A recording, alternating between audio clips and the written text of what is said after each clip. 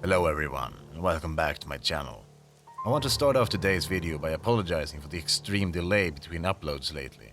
I've been kinda busy with a lot of different things and haven't really found the time needed to narrate and edit more stories until now. But with that said, let's dive into today's story. Blood Pumpkin. I didn't set out to hurt anyone. I certainly didn't want to kill anyone.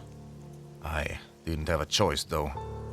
The pumpkin demanded sacrifice.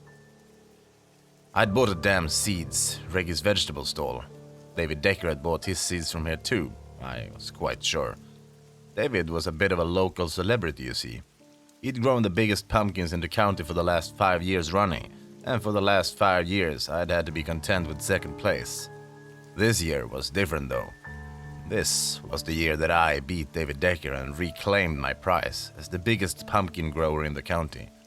This year was different because Reggie said he had something special for me. A secret weapon, if you will. And he assured me that it would finally wipe the smile off of old Decker's face once and for all. Reggie had found some special seeds. Blood pumpkins? I said, skeptically. The package was old. Older than God, it looked like. The paper had taken that sort of soft, velvety feel of a material that had seen the fall of the Second World War, and the seeds inside felt like hard little bullets under my thumb. The paper declared them to be Blutkürbis, and if Reggie hadn't told me what they were, I would have never known. Everything on the package was in a foreign language, and I would have sworn it was something he'd bought from a joke shop if he hadn't been so serious. Reggie was a practical joker to be sure, but his face was stone serious as he looked at me from across the counter of his vegetable stand. Blood pumpkins, he intoned, with deep seriousness. I don't know, Reggie. These things look older than God. Are you sure they'll grow? Absolutely. Reggie stretched the words into 3. Grandad brought them back from Germany, and he said these pumpkins he saw there were huge. I scoffed.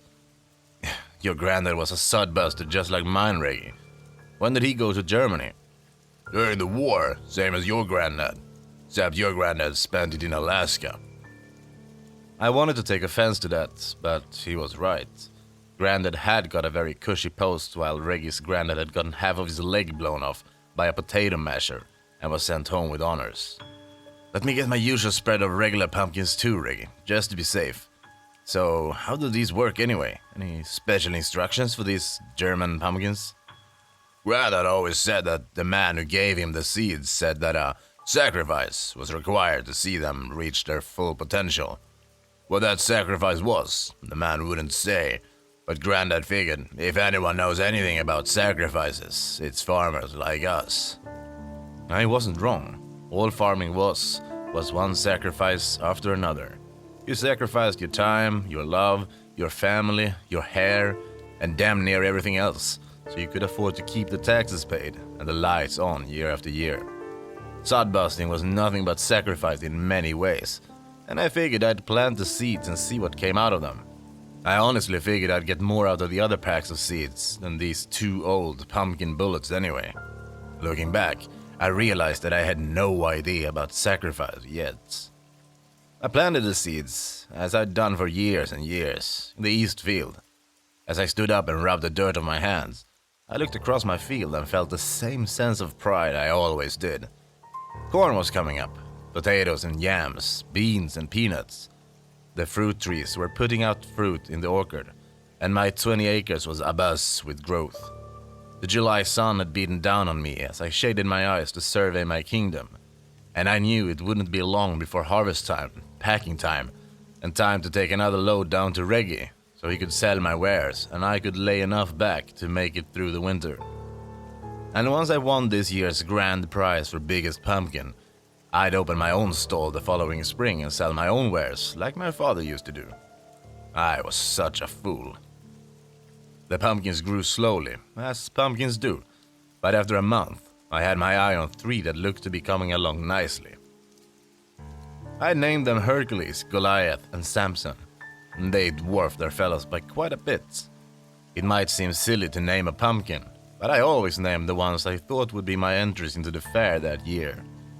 The other 40 or so would be sold to pie makers and pumpkin carvers and all sorts of other folks.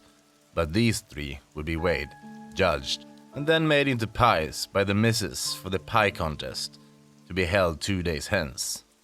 I always laughed about it, but I always felt a little sorry to see her make those pumpkins into a pie after I worked so hard on their rearing.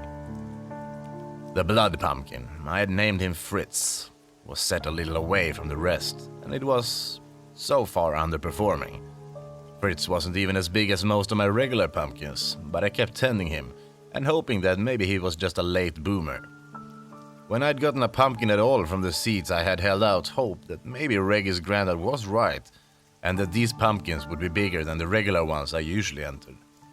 I pruned it and weeded it by hand, just as I did the other 3, in the hopes that maybe it would grow bigger and I could sell it as an oddity at Reggie's stand. While my other pumpkins were orange, this one was a deeper orange, like a blood orange, and its leaves had a strange wilted look to them.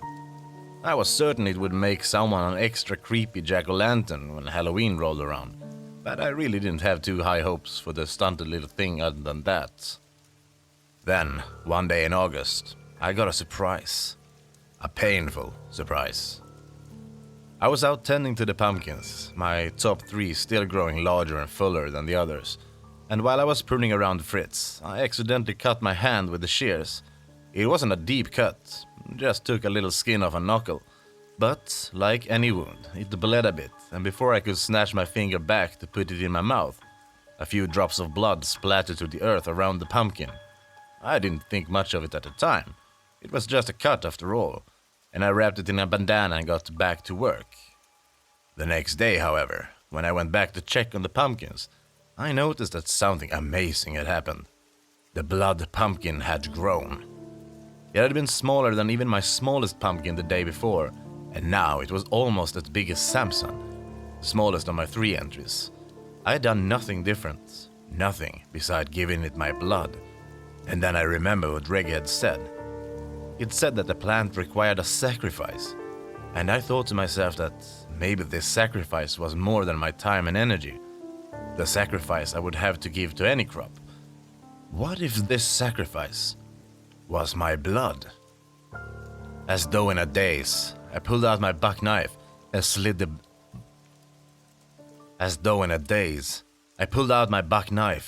the blade across the meat of my palm. The sting was little more than an afterthought, and as I squeezed my hand, I sent a dozen fat drops onto the ground beside the pumpkin. The drops splashed onto the vines as well, a single fat drop splattering the body of the gourd. And as it fell, I could swear I heard it grow. It was a soft, whispery noise, like the trees in a light wind, and the ground drank up my blood and left nothing behind. It seemed to grow before my eyes, looking bigger than it had a minute ago, and the next day I measured 3 inches of growth, seemingly overnight. For the next 2 weeks, I began giving the pumpkin my blood. It was never much, the amount you'd get from a diabetes test, but in 2 weeks, I noticed a change in the size of the blood pumpkin. In those 2 weeks, it grew as big as any of the pumpkins I had planned to enter. By the last week of August, it was twice as big as any of the other pumpkins. And Fritz was my new entry for sure. I imagine that anyone who cared to look would have seen the bruises on my fingertips and palm. My wife certainly made a lot of them, as she doctored them at the dining room table, but she was the only one. I had a lot of visitors in the last week of August, actually. Someone, it seemed, had seen the blood pumpkin. My neighbor was the first. He could hardly miss a pumpkin that was nearly 5 feet tall and 4 feet wide, and wondered if he could come to have a look. After that, I was visited every day by curious townspeople wanting to see my pumpkin. As I spent more and more time with the pumpkin, I began to worry that this was as large as it was going to get, topping out just shy of 5 feet, and started increasing the amount of blood I gave it. I was back to cutting my palm for the fat red drops I'd gotten before, but even that didn't make it grow. The ground drank, but the whispering growth didn't occur. I slept poorly, began to neglect my other crops, and Fritz the blood pumpkin became somewhat of an obsession. On the 4th of October, I got the visit I'd been expecting. He called on me early, just a short series of knocks that dragged me from the table where I'd been listlessly eating my breakfast. He wore overalls and a blue work shirt, boots with the run-down heels and many years of use, and a round top brown hat that probably was meant to make him look like a cowboy, but just made him look even more like a farmer from a John Wayne movie. He hadn't taken the hat off, just stood grinning on my front porch, as though we were the best of friends. "David, what brings you out my way this early?" I asked with no real emotion. He grinned. "Well, I'd heard tell that I might have a spot to worry about this year. Seems like you've got a real contender of a pumpkin on your hands. Might I get a look?" I considered it. Sure, he'd seen pictures and heard gossip. But in the end, I decided that I really didn't want him to see my pumpkin. Maybe it was jealousy, maybe it was mean-spiritedness, but I think it was something else. I don't believe the pumpkin wanted him to see it. "Sorry, David, but if you want to see my pumpkin, then you'll have to wait until the contest." I made to close the door and found the tip of one of those run-down boots blocking the way. "Come on now, just a peek. Hell, you let half the town see it, so what's the harm in letting me have a gander?" I said, "No, David. You can see it in 3 weeks when it's got a blue ribbon attached to it." He moved his foot then, allowing me to close the door, but when he nodded his head and showed me his grin again, I knew it wasn't the genuine smile I'd seen before. "Suit yourself then. I'm sure I'll see it in due time." He was right, of course, but the seeing would prove to be his undoing. He got his look 3 nights later. I was in bed, my wife snoring peacefully beside me, and as my eyes made a map of the dark topography of the ceiling, I heard a noise from the barn. It was subtle. Could have been the wind, but I felt myself getting out of bed and walking down the hall and into the kitchen. I moved around the dark table and stood in the screen door as I gazed at my east field. It was late, midnight by the clock on the stove, and there should have been no way for me to see anyone in the field at all. Standing in the dark kitchen, though, I became very sure that I could see someone walking into my east field, carrying something with a long handle. I slept-walked from the house, silent as a ghost, and though the October wind sent goosebumps up my bare legs, I hardly noticed. I paused by the woodpile and wrapped my scarred hand around the old, splintery axe that sat buried in an ancient stump. As I approached, I saw the person staring at the pumpkins, staring at Fritz, and in the moonlight it was easy to see them transfixed by the silhouette of a swollen gourd. They stood stock still, contemplating the thing for nearly a minute, and I was less than 30 feet when they raised the tool in their hand and swung it down into the pumpkin with a wet, meaty thunk. I started to run then, bare feet slapping the earth, and they must have heard me because they turned. In the moonlight, I got a glimpse of a round crowned hat and a face full of white, snarling teeth. I didn't register who it was, didn't even register they were human, and my only thought was that this person would die for harming my pumpkin. I buried the axe in their chest, blade biting into the wood of the hoe which they tried to use to block the swing, and as the wood splintered, I saw the blood splash across my undershirt and stain it red. David Decker looked at me with stunned and unbelieving eyes, but those eyes didn't fill with fear until something wrapped around his ankle. His blood had fallen on the ground between us, and even now the earth was drinking it greedily. He turned suddenly, axe still buried in his chest, and as he did, he fell to his knees as the blood began to bubble from his lips.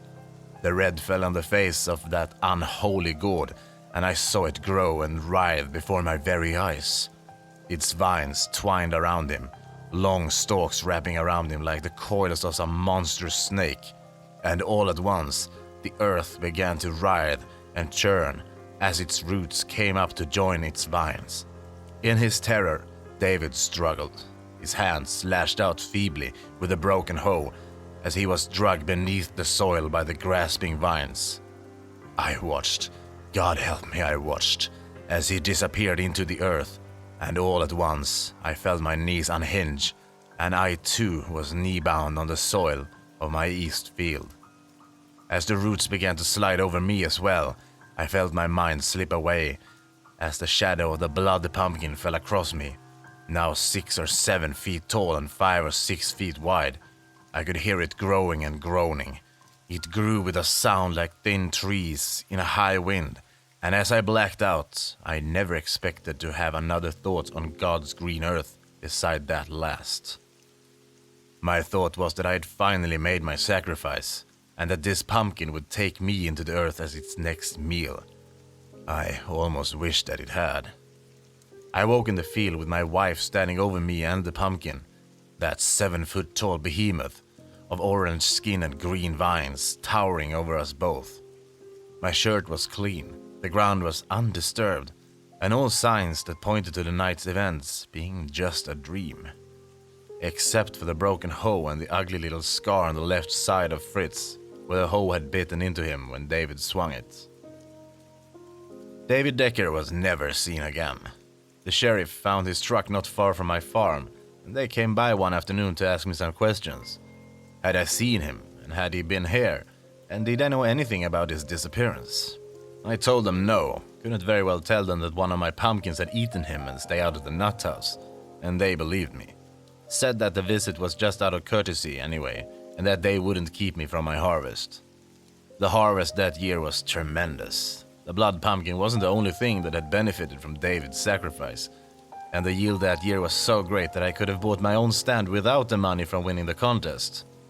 That hardly matters now though. Nothing really matters at this point.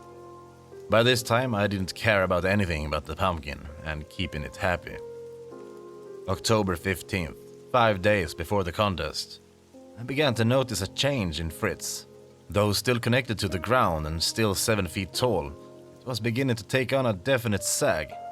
It was waxy looking, had an over-ripened look to it, and I had serious doubt that it would make up to the time of the fair. My blood would no longer sustain it, and whatever it had gotten from David was gone now. It appeared another sacrifice was required, but I did not have the strength to catch its food for it. I had not the resolve to feed my neighbors to this unholy thing. I was sitting at the kitchen table and contemplating what I would do next when the knock came at the door. It was Reggie, the only one left in town who hadn't come to see the pumpkin. My wife was out visiting a sick friend. It was just he and I, and he wanted to see the pumpkin, the one he'd heard so much about around the stand. Reggie had walked from his farm a few blocks away. He'd probably told no one where he was going. I took him to the east field, and as he marveled at the pumpkin, I slipped my hand into my pocket. "This is wild. Grandad said they were big, but this is huge." I wrapped my hand around the buck knife I'd used to feed it my own blood. "Even if Decker hadn't disappeared, I'm pretty sure that not even he would be able to grow anything big enough to compete with this." Reggie had his back to me and thus didn't see the knife slid out. "What have you been feeding this thing? Grandad said it took a sacrifice. You must have spent a lot of time out here." He was so lost in his own rambling that he didn't hear the metallic click as the knife came open. "Unless you've been making actual sacrifices out here in your east field," he said jokingly. "What's the secret, buddy? Virgin's blood? Goats? A little full moon?" He stopped talking when the knife slipped into the side of his neck, stopped talking and started gurgling.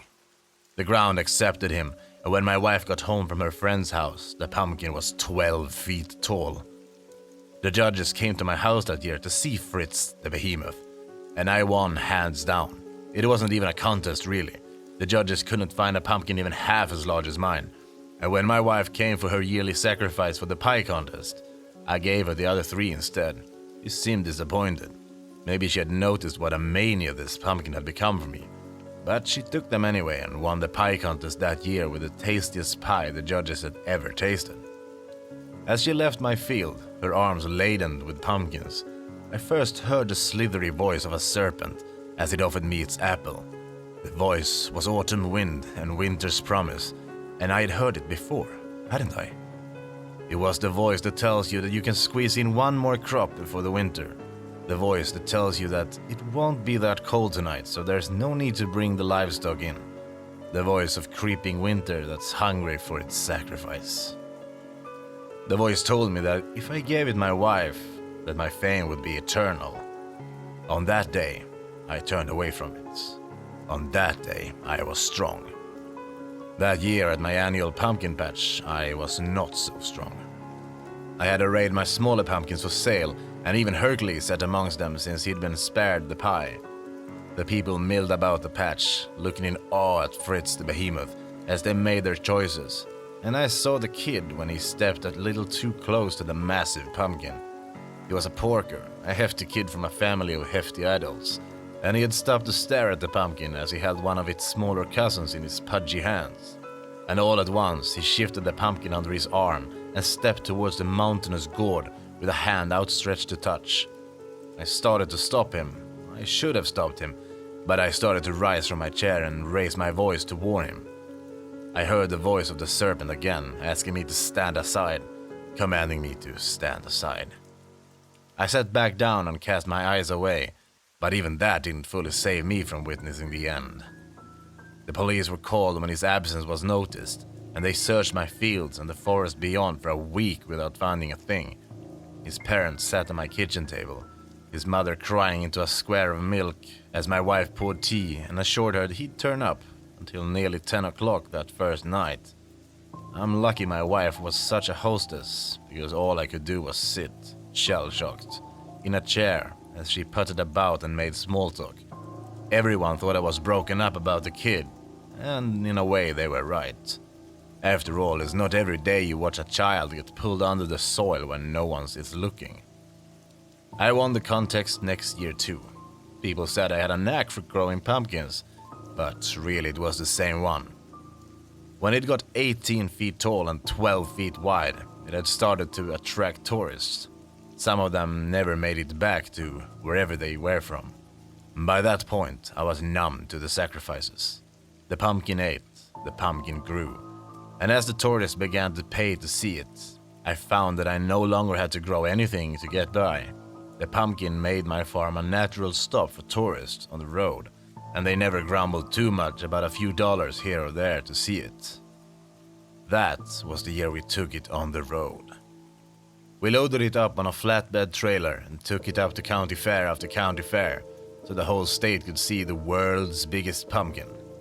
We did it for 5 years, and in those 5 years, I remembered hearing about a suspected serial kidnapper plaguing the state. They dubbed him the county fair kidnapper, as I recall. And in 5 years, he abducted more than 20 children and 5 adults from state fairs across the state. The state police even questioned me, not as a suspect, but to see if I'd seen anything amiss, and I always told them no. I mean, what choice did I have? As I told you when the pumpkin took Decker, I'd been slapped in a loony bin if I'd come to them with stories of killer pumpkins or blood sacrifices. I'm not blameless in this whole affair, I know that, and I've never claimed otherwise, but the pumpkin was good for my family. The pumpkin was good for the town. My pumpkin brought in the crowds, and the crowds stopped in at the cafes to have a bite. They stopped at a gas station for gas and road snacks, and stopped at the farmer's market to buy fresh produce.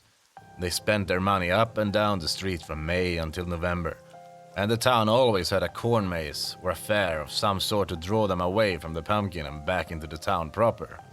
At one point, my face and the picture of the pumpkin were even on the town sign when you drove over the city limits. Come see the world's biggest pumpkin.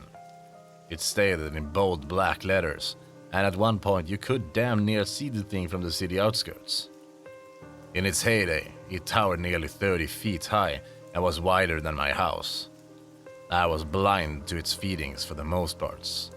Well, I suppose you could say I was complicit in the murders.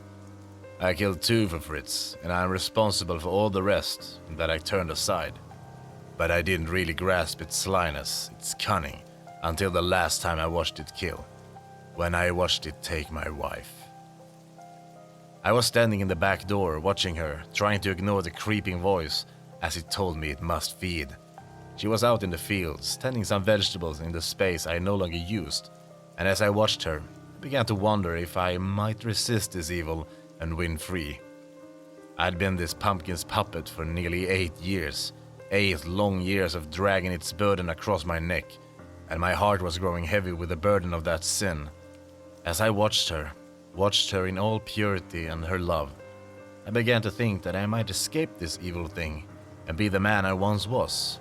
We could leave, just pack our things and go, and leave this cursed earth behind us as we set out to start anew. She had noticed something was off, likely noticed from the start that something was off. But she was dutiful and she was obedient and she loved me more than I could ever love her. If I had loved her, I would never have let her get near that field again. She was coming in, carrying a basket of produce, and I remembered the way she smiled when she saw me. Her face, that old young face of hers, stretched into a smile, and she raised her hand to wave as I stood framed in the doorway. I think I waved back. I can no longer remember really, but whatever I was doing ended abruptly when she dropped into the earth. Dropped. Dropped is the right word. She didn't sink. She wasn't pulled. It was as though a hole had opened up and swallowed her in one gulp. Her basket fell, tumbling vegetables across the dirt, and it was all the evidence I had that she was there at all. It laughed at me when I dug up the field, dug it up in furious crumping sweeps of the shovel, but I never found a trace of her. She was the last sacrifice I was part of. I set up a fence after that and never let the tourists get close. They could pay their money and observe from a distance, but no one was allowed to go into the field again. It caught at me as I sat in my chair by the fence, said this was a useless gesture, but I ignored it and kept my silence. People will ask me why I didn't destroy it, didn't burn it to the ground, and to them I would ask how stupid they think I am. I threw coal oil on it the night it took my wife, got loaded on whiskey first to muster my courage, and had intended to walk into the flames myself, but the bastard wouldn't burn. Any damage I did to it just healed, and all the while it laughed at me. So I kept my vigil, kept my silence, and as we both lived, the town shriveled around us. It had gotten too powerful, you see, too evil to be contained, and those who spent time close to it became susceptible to its voice. They came in the night. They died silently in the field as they were drawn into the earth. They sustained that cursed thing. But now, they're all gone. The town is deserted, a ghost town in a county full of such towns, and the only thing to see is Fritz. Fritz, the world's oldest pumpkin. We're both shriveled now, a couple of old relics from a bygone age. And if you come, you too can see him and have your picture taken. For $5 you can get your selfie and have a pamphlet on the 9th wonder of the world. But I wouldn't stay for too long. He's a shriveled old thing, small as he was before I dropped my blood on him. But if you spend too long in his company, you can start to hear his creaky old voice. You can start to feel his influence in your head. And one night, you'll drain your blood for him upon the soil. I am old, over 100 years old now, and Fritz is a Methuselah of a pumpkin. My end is soon, I can feel it. And I often wonder if my guardianship of this cursed thing will mean a hill of beans when I am gone. Who will guard the world from him when I am dust in the ground? Who will keep the tourists back and the kids away at night? If you're reading this, it may be you, and if it is, I am eternally sorry. If you've found yourself the custodian of Fritz the pumpkin, then I give you only one piece of advice. Watch him close and keep that which you love away. Don't let him have the blood. Don't let him take another as his sacrifice. Let the cycle end with me, God help me, and let that damn thing wither in the field.